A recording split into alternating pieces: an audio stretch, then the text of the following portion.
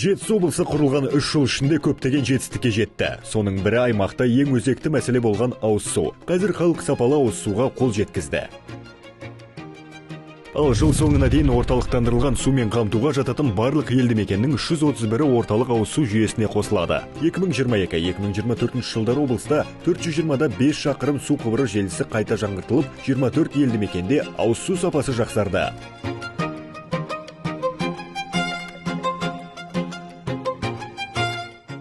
Қаратал ауданында қарасты Көкпірлік ауылында ауыз су мәселесі жылдар бойы шешілмей келген. Су құбыры болғанмен су ащы, ішуге жарамсыз еді. Бүгінде бұл мәселе толық шешілді. Онан өзге ондаған жыл жөндеу көрмеген жолда қалыпқа келтірілді.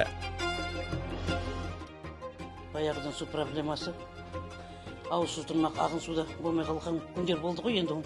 Қазір Құдай айтады, балалардың арқасында, азаматтардың арқасында болып жатыр. Енді оғанда тауба қыласын. Мойнағашпенен су тасыған күніміз болған, балаларымыз тумай тұрғанда.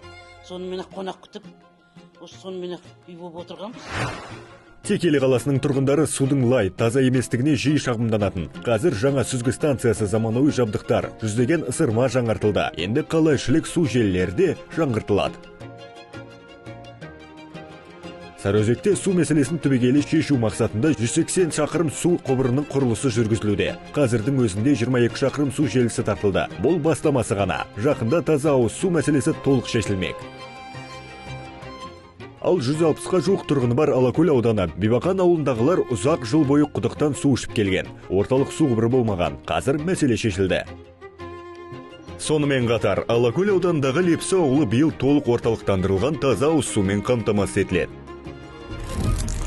Биыл облыста су құбырларын салумен қайта жаңғырту бағытында 18 жоба іске асырылуда. 2000-нан аса халқы бар тағы 4 ауыл орталық сумен қамтылады. Олар Алакөлдегі Қоңыр, Қараталдағы Ұмтыл, Ақсудағы Қопалы, Панфилов аудандағы Жиделі ауылы.